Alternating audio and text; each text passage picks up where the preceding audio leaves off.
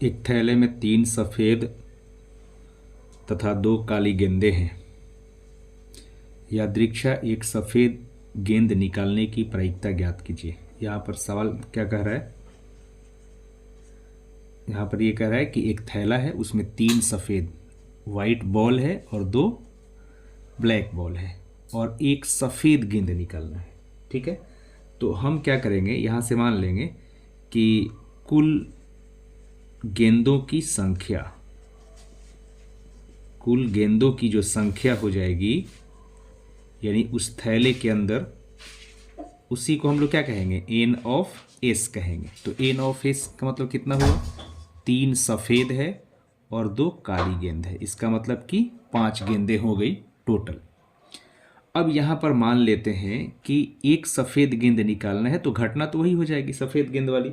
तो हम क्या कहेंगे, यहाँ से मान लेंगे कि माना कि सफ़ेद गेंद की घटना W, यानी W से अगर सूचित करना है कि माना कि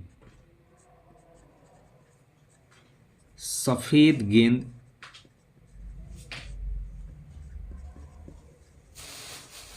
निकालने की घटना, सफ़ेद गेंद निकालने की घटना को अगर E माना जाए, ठीक है, तो यहाँ पर कहा जाएगा एन ऑफ ई कितना होगा, तो सफ़ेद गेंद कितना उस थैले में, उसको हम लोग लिख लेंगे। तो सफ़ेद गेंद कितना है, 3 है, तो 3 लिख लिया जाएगा। ठीक है, ब्लैक बॉल का पूछता तो हम ब्लैक बॉल को कुछ और कह देते, ब्लैक बॉल को, लेकिन कह रहा है कि एक ही सफ़ेद गेंद निकालना है, इसका मतलब एक सफ़ेद गेंद निकालने की प्रायिकता, एक सफ़ेद गेंद निकालने की जो प्रायिकता हो जाएगी,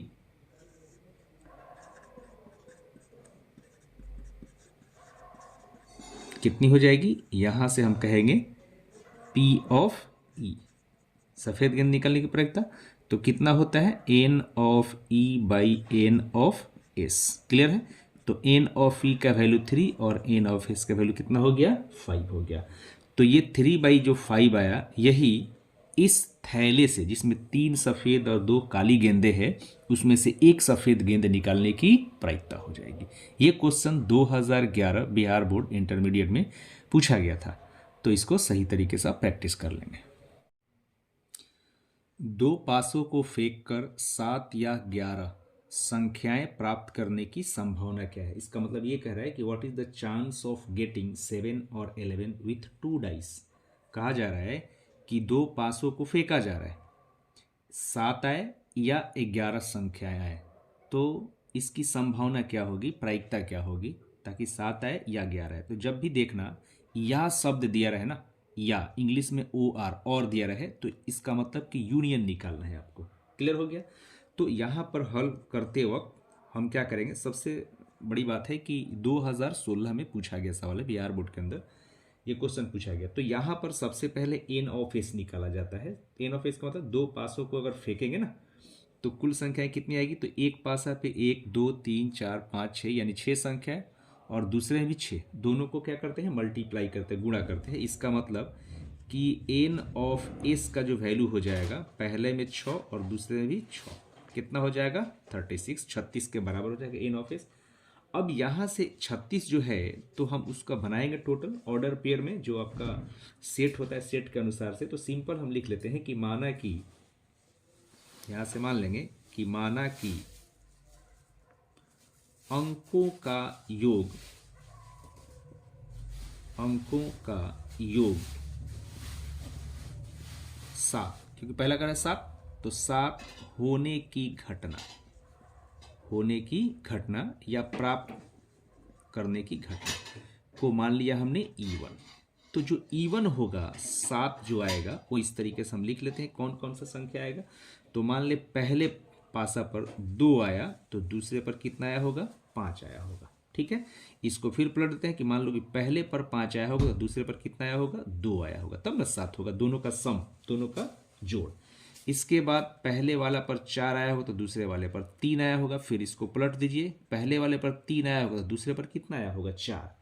एक संभावना क्या है कि पहले वाले पर 1 आया होगा, तो दूसरे वाले पर 6 आया होगा, और हो सकता है कि पहले वाले पर 6 आया, दूसरे वाले पर 1 आया, उसके बाद कुछ होगा नहीं, उसके बाद कुछ भी नहीं होगा। दो संख्याओं का सम आना चाहिए, वो 7 के बराबर होना चाहिए। इसका मतलब कि एन ऑफ इवन जो होगा इसको काउंट कर ले, 1 2 3 4 5 6। एन ऑफ इवन कितना हो जाएगा, 6 के बराबर। तो इसकी प्रायिकता हम यहीं पर निकाल लेते हैं कि 7 होने की जो घटना है ना, उसकी जो प्रायिकता है पी ऑफ इवन, वो क्या हो जाएगा, n of E by n of S. Clear.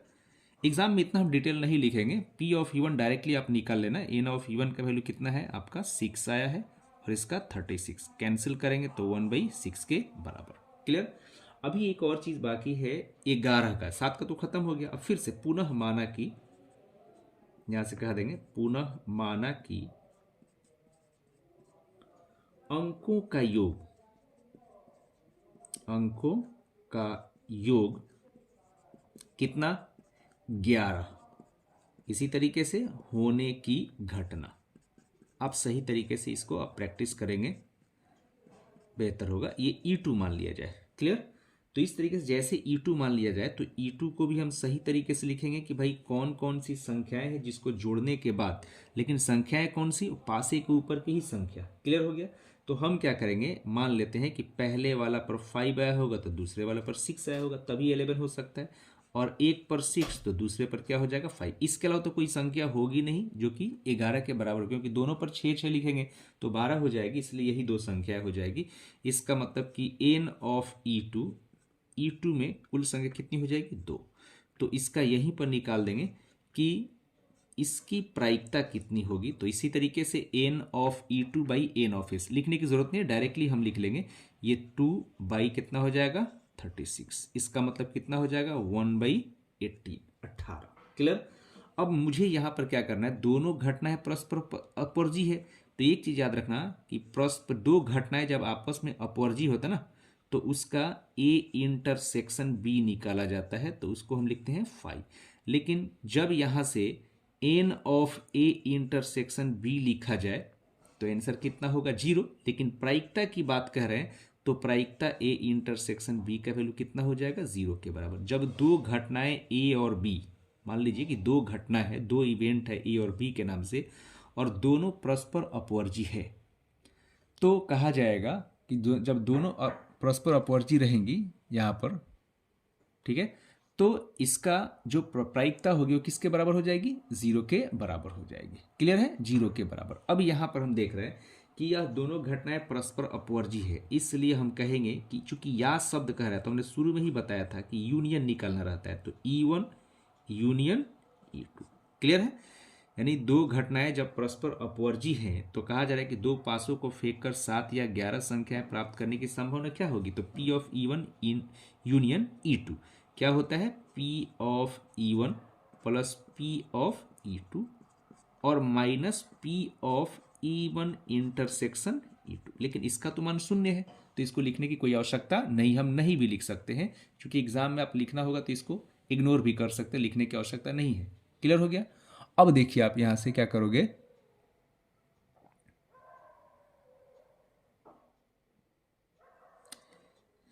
यहां के बाद आप कहोगे कि इसका वैल्यू आप पुट कर दीजिए, कितना हो जाएगा 1/6, और इसका वैल्यू है 1/18। इसका तो वैल्यू 0 है, लिखने की कोई आवश्यकता नहीं है। दोनों का एलसीएम लीजिए, कितना हो जाएगा 18, ये हो जाएगा 3 और ये हो जाएगा 1, कितना हो जाएगा 4/18, 4/18 कटा करके छोटा कर देंगे 2/9। 52 ताशों की अच्छी तरह फेंटी हुई गड्डी में से यादृच्छा एक ताश निकाला जाता है, इसके इक्के या बादशाह न होने की प्रायिकता ज्ञात कीजिए। आप इस चीज को समझ लीजिए कि अगर कोई यहां पर घटना ए नाम से है और उसको कहा जाए कि ए अगर घटना नहीं हो रहा है, उसकी प्रायिकता, किसी घटना के घटित होने की प्रायिकता अगर ए है और उसके नहीं होने की प्रायिकता ए डैश है, तो दोनों का सम किसके बराबर होता है, 1 के बराबर। ये बेसिक नॉलेज है प्रायिकता का जो कि सबको पता है। क्लियर है। इसी के आधार पर यहां पर कह रहा है कि जो ताश की गड्डी होती है उसमें परफेक्ट 52 ताश होते हैं। क्लियर। उसमें से कहा जा रहा है कि एक ताश निकाल लिया जाता है, तो जो एक ताश निकाला गया ना, तो उसको कह रहा है कि इसके इक्का या बादशाह न होने की प्रायिकता ज्ञात कीजिए। इसका मतलब कि पहले तो आप होने की प्रायिकता निकालोगे, और जैसे होने की प्रायिकता निकल गया, एक में से आप होने की प्रायिकता को माइनस कर लेंगे तो नहीं होने की प्रायिकता निकल जाएगी। यानी बेसिक फंड आपका क्लियर होना चाहिए। तो अब इसको लिखना कैसे, हम किस चीज को कैसे मानेंगे, तो यहां पर मान लेते हैं कि माना कि ये P ऑफ ए मान लो, चाहे P ऑफ E1 मान लिया जाए, कि P ऑफ जो E1 है इसको हम मान लेंगे कि न बदशाह न ही इक्के होने की घटना नहीं, अपन P मान लिया तो प्रायिकता मान लिया जाए, न बादशाह और न ही इक्का होने की प्रायिकता। चूंकि हमने आगे P लिख दिया इसलिए प्रायिकता लिखना पड़ेगा। E लिखते, अगर N लिखते तो क्या होता, घटना हो जाता, मतलब प्रायिकता होने की प्रायिकता। हमने इसको मान लिया कि न बादशाह नहीं, जो हमने एक पत्ता निकाला है तो वो न तो बादशाही होगा और न तो इक्का होगा, उसकी प्रायिकता को हमने P ऑफ E1 मान लिया। इसी तरीके से हमने मान लिया है कि P ऑफ E1 डैश, तो P ऑफ E1 डैश आपको ऐसे ही पता चल रहा है कि E1 को न बादशाह न ही इक्का, इसका मतलब कि न हटा देंगे तो इसका मतलब हो जाएगा। समझ में आ रहा है? आप इसको भी E डैश को ही मान सकते हैं, ऊपर नीचे कर सकते हैं, कोई दिक्कत नहीं है। यहां पर आप लिख दो कि ये क्या हो जाएगा, बादशाह या इक्का, और नहीं लिखेंगे या लिखेंगे, इक्का होने की प्रायिकता। होने की प्रायिकता को हमने क्या मान लिया, जो E1 है उसका प्रायिकता। क्लियर? E1 बार हो गया, क्लियर हो गया। अब मुझे पता है कि चूंकि ताश की जो गड्डी में होती है ना, ताश की 52 जो गड्डी होती है उसमें 4 बादशाह और 4 इक्का होते हैं। इसका मतलब कि N ऑफ E1 कहेंगे, N ऑफ E1 तो कितना हो जाएगा, E1 बार, मतलब बादशाह या इक्का। तो E1 है ना, E1 बार से रिप्रेजेंट कर रहा है बादशाह या इक्का होने की प्रायिकता। तो घटना उसका निकालेंगे तो P ऑफ E1 तो 4 बादशाह होता है और 4 इक्का होता है, टोटल 52 पत्तों में तो कितना हो जाएगा, 8 हो जाएगा।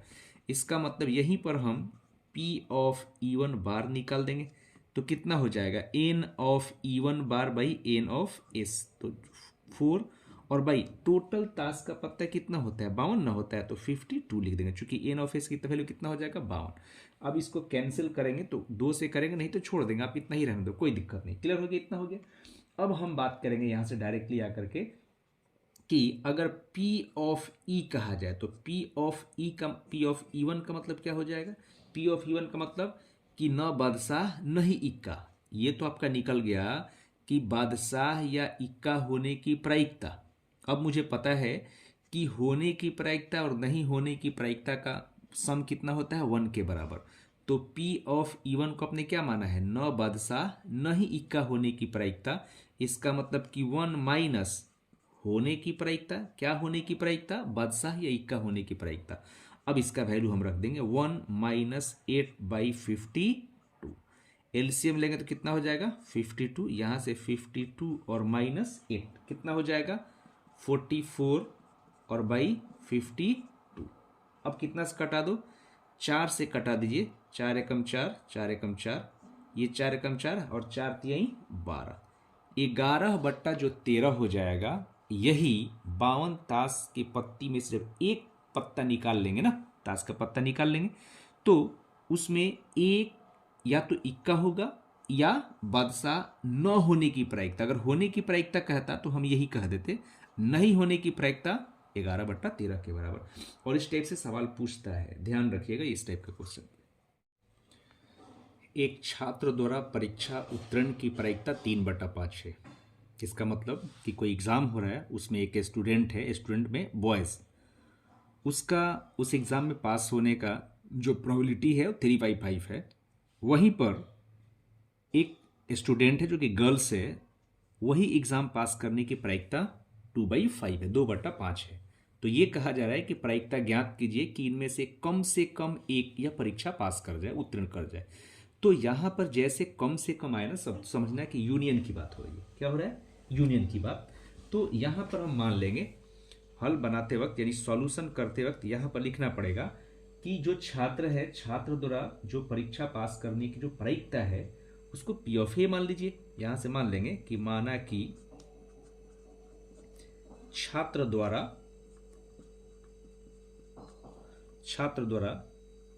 परीक्षा पास यानी उत्तीर्ण होने की प्रायिकता, अगर प्रायिकता मान लेते हो तो घटना की कोई आवश्यकता नहीं है, क्योंकि यहां पर प्रायिकता दिया गया है, हमने क्या मान लिया है, पी ऑफ ए। तो पी ऑफ ए का तो वैल्यू दिया हुआ है। ये जो छात्र है, छात्र परीक्षा पास करने की प्रायिकता कितना है, 3/5 है। क्लियर हो गया, कितना है, 3/5, 3/5। यहीं पर छात्रा द्वारा उसी परीक्षा को पास करने की जो प्रायिकता है उसको आप पी ऑफ बी मान लीजिए। तो इसका ही वैल्यू दिया है कितना, 2/5। क्लियर हो गया ना, 2/5 के बराबर हो गया। अब यहां जब दोनों परीक्षा पास करेगा, दोनों, तो उसकी प्रायिकता क्या होगी, दोनों परीक्षा यानी दोनों छात्र और छात्रा, दोनों यहां से दोनों के परीक्षा पास यानी उत्तीर्ण होने की जो प्रायिकता हो जाएगी, होने की प्रायिकता, जब दोनों शब्द आए तो समझ जाना है कि इंटरसेक्शन निकालना है। तो इसकी प्रायिकता कितना, हमने कह दिया कि पी ऑफ क्या चीज, यहां ए इंटरसेक्शन बी। तो P of A intersection B का मतलब P of A into P of B के बराबर। क्लियर ना। तो दोनों का वैल्यू यहां को मल्टीप्लाई कर दो, 3/5 और इंटू 2/5 कितना हो जाएगा, 6/25। जब दोनों परीक्षा पास करेंगे तो दोनों के पास करने की जो प्रायिकता हो जाएगी वो 6/25 के बराबर होगी। लेकिन यहां पर दोनों घटनाएं क्या है, स्वतंत्र है।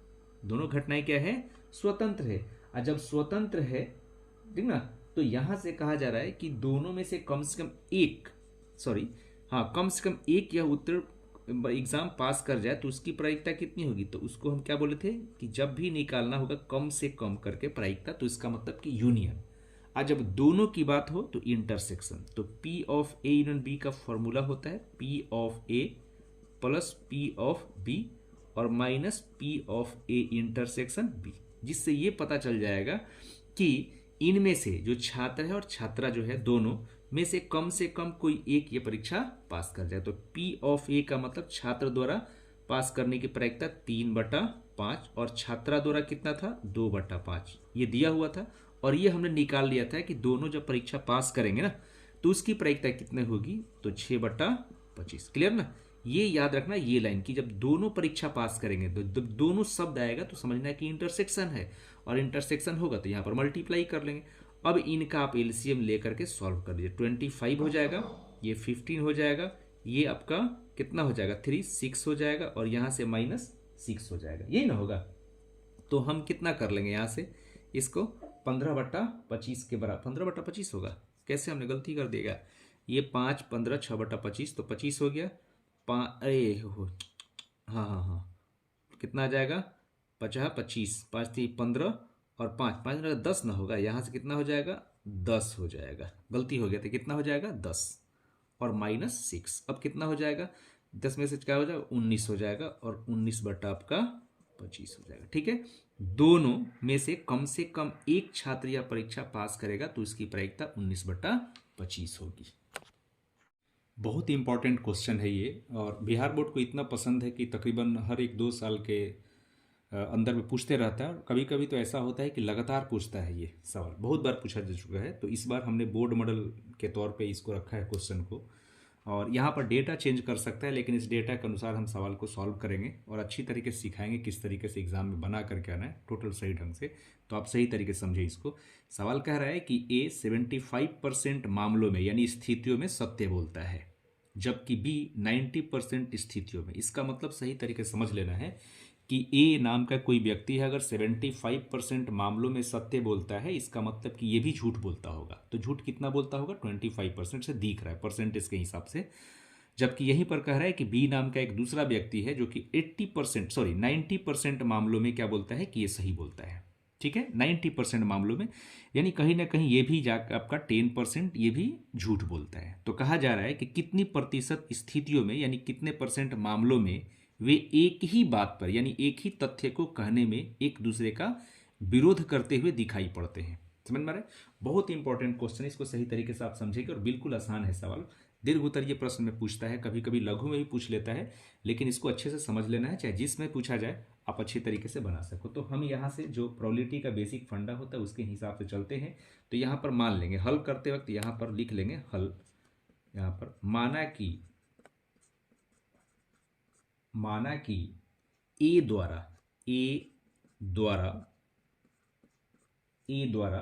सत्य बोलने की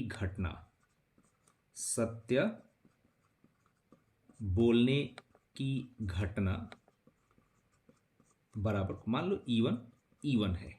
क्लियर है? सत्य बोलने की घटना क्या है? E1 है। इसका मतलब कहा जाए कि बताइए कि P ऑफ E1 कितना होगा। तो P ऑफ E1 का मतलब क्या हो गया? चूंकि 75% दिया ना, तो जैसे परसेंटेज दिया जाए तो n ऑफ s का वैल्यू 100 आप समझना। तो P ऑफ E1 यानी प्रायिकता कितना? 75%, तो 75/100 हो जाएगा। 25 से कट करोगे 75, 25 चौका 100। अब यहां पर समझिए, अगर यहां पर A सत्य बोल के घटना को E1 कहा है, तो झूठ कितना बोलता होगा ये? तो E1 डैश के नाम से, तो 1 माइनस P ऑफ E1 हम कर लेंगे। तो इससे ये पता चल जाएगा कि जो A 75% मामलों में सत्य बोला है, तो झूठ कितना बोलेगा, उसकी प्रायिकता कितनी हो जाएगी? 1 माइनस 3/4।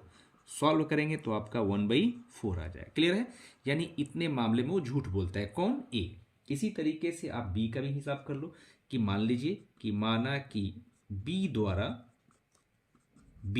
द्वारा सत्य बोलने की घटना, सत्य एकदम बिल्कुल प्रैक्टिस करना बहुत अच्छे से, आप बिल्कुल समझ जाओगे यहीं से। बोलने की घटना जो है ये क्या है? मान लेते हैं इसको E2। तो इसकी जो प्रायिकता होगी, यानी B द्वारा सत्य बोलने की जो प्रायिकता वो 90% है, तो 90 बाई कितना हो जाएगा? 100। 0 से 0 गया, 9/10 के बराबर। इसी तरीके से अगर ये 90% आपका सत्य बोलता है, तो ये भी तो झूठ बोलता होगा। तो झूठ बोलने की प्रायिकता को इस तरीके से हम रिप्रेजेंट करेंगे, 1 माइनस P ऑफ E2। अब इसका वैल्यू रख दो 1 माइनस 9/10, दैट इज 1/10। क्लियर हो गया?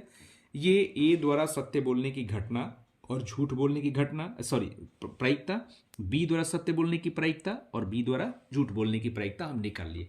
क्योंकि सवाल यहां पर क्या है ना, एक दूसरे क्या है, ये स्वतंत्र घटनाएं हैं। और जब E1 और E2 क्या है? स्वतंत्र घटना है। जब E सत्य बोलता होगा तो B सत्य बोलेगा ही नहीं, वो झूठ ही बोलेगा। क्लियर है ना? तो ये दोनों क्या है ना कि स्वतंत्र घटनाएं। जब स्वतंत्र घटनाएं हैं तो सवाल तो यहां पर यह पूछा जा रहा है कि A और B एक दूसरे के विरोधी कब प्रतीत होंगे, तो यहां पर उसकी प्रायिकता निकालना है। तो मान लीजिए कि P, यहां पर उसको लिख लो या फिर उसको मान लेना E। माना कि यहां से लीजिए, माना कि A तथा B एक दूसरे के विरोधी होने की घटना को आप मान लीजिए ई मान लीजिए। क्या मान लीजिए? ई मान लिया गया। यानी एक दूसरे के विरोध, मतलब एक ही तथ्य पर दोनों एक दूसरे में क्या है ना कि कॉन्ट्राडिक्ट कर रहे हैं कि भाई हम माने कि नहीं माने, सही है कि नहीं है। तो इसको हम लिख देंगे P ऑफ E। क्लियर है? इसका मतलब ये हो गया, आप सही तरीके से यहां देखिए कि जब आपका E1 सच बोलता होगा तो उस वक्त E2 क्या बोलता होगा? झूठ बोलता होगा। या ये भी हो सकता है कि नहीं सर, हो सकता है कि E1 झूठ बोल रहा है लेकिन E2 क्या बोल रहा है? सत्य बोल रहा है। E2 मतलब B। समझ में आ रहा है? यानी ये हो सकता है कि जब A सत्य बोलता होगा उस वक्त B झूठ बोलता होगा। या ये हो सकता है कि नहीं, B जो है वो सही बोलता होगा और आपका जो A है वो झूठ बोलता होगा। यानी इस चीज को समझा जाए, चूंकि A और B स्वतंत्र घटनाएं हैं, तो इंटरसेक्शन अवस्था में ये क्या होता है? P of E1 intersection P of E2 बार, फिर प्लस यहाँ P ऑफ E1 बार हो जाएगा इंटू P ऑफ E2 हो जाएगा। इसका संगत मान ऊपर दिया गया है जो निकाल के हम रखे हैं। ये वैल्यू पुट करेंगे और आपका आंसर आएगा। ठीक है? तो इसका हम आंसर पुट कर लेते हैं। कैसा होगा देख लीजिए, यहाँ पर हम यहाँ से पुट कर लेते हैं इसका आंसर। क्लियर है? यहाँ पर पुट कीजिए इतना, पी ऑफ E1 का वैल्यू कितना है, पी ऑफ E1 का वैल्यू है 3/4 इंटू पी ऑफ E2 का वैल्यू कितना है, यहाँ पर P of E2 bar, P of E2 बार मतलब 1/10, पी ऑफ E1 बार कितना 1/4 इंटू पी ऑफ E2 कितना है 9/10। क्लियर है। एलसीएम दोनों का एक ही बार सॉल्व करके निकाल लो, 40 हो जाएगा। क्लियर है। अब यहां से हो जाएगा आपका 3 और यहां से हो जाएगा 9, और 9 और 3 मिल करके कितना हो जाएगा आपका, यहां से ये 12/40, 4 से कटा दो, 4 3 12 और 4 दहिया 40।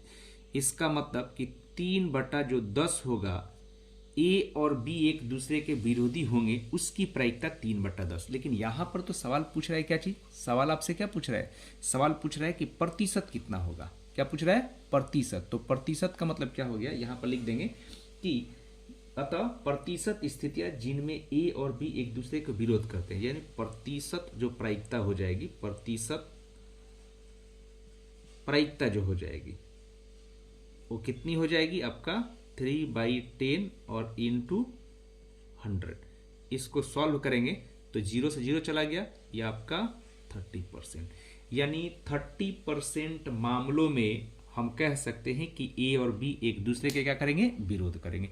तो बहुत अच्छे तरीके से इस चीज को प्रैक्टिस करिएगा आप, क्योंकि सवाल बहुत इंपॉर्टेंट है और अक्सर पूछा जाने वाला ये सवाल है।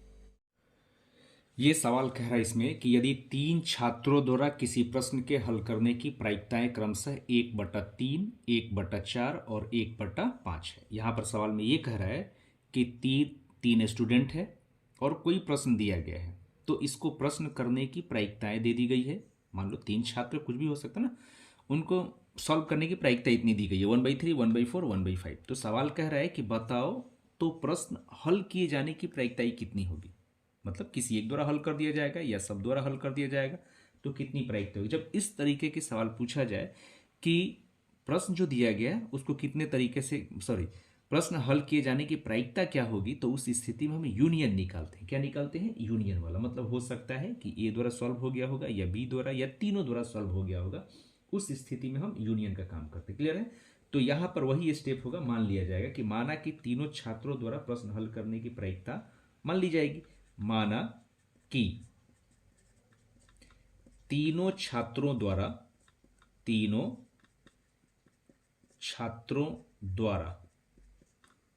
प्रश्न हल करने की जो प्रायिकताएं हैं, उसको मान लीजिए क्रमशः क्या मान लोगे, पहले वाले को ए तो P of A, P of B, तथा तीसरे छात्र द्वारा पी ऑफ सी मान लिया गया। इसलिए प्रश्न से दिया गया है कि पहले छात्र द्वारा उस प्रश्न को हल करने की प्रायिकता कितनी है, 1/3। इसी तरीके से दूसरे वाले को हमने बी माना है तो पी ऑफ बी 1/4, और तीसरे वाले को हमने सी माना है, इसके द्वारा प्रश्न हल करने की प्रायिकता 1/5 दे दी गई। क्लियर है। अब यहां पर मान लेते हैं कि जो प्रश्न है उस प्रश्न को हल करने की प्रायिकता कुछ मान लो डी चाहे ई, जो मन करे सो मान लिया। यहां पर माना कि जो प्रश्न दिया गया है उस प्रश्न के हल हो जाने या होने की जो प्रायिकता होगी उसको आपने क्या माना, पी ऑफ ई माना।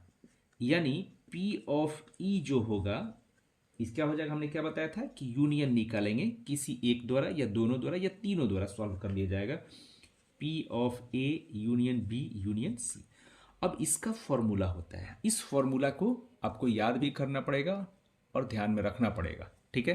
क्या हो जाएगा, यहां से हम लिखेंगे पी ऑफ ए, थोड़ा सा ध्यान देना, P of A plus P of B और प्लस पी ऑफ सी। 3 है तो तीनों को सम कर देंगे, उसके बाद minus P A intersection B minus P B intersection C और माइनस पी क्या हो जाएगा, सी इंटरसेक्शन ए, चाहे ए इंटरसेक्शन सी, लेकिन लास्ट में एक आपका आता है पी प्लस प्लस आता है P A intersection B intersection C. आपने सेट में भी पढ़ा हुआ क्लास 11th में और प्रोबेबिलिटी में भी क्लास में पढ़ाया गया, तो इस चीज को याद रखना है फॉर्मूला। अब यहां से इनका संगत वैल्यू रख लो, लेकिन एक चीज याद रखना कि यहाँ पर ए इंटरसेक्शन बी लिखा जाएगा, क्योंकि दोनों स्वतंत्र घटनाएं हैं, इसलिए हम यहाँ पे जो इंटरसेक्शन होता है वो मल्टीप्लाई के बराबर होता है।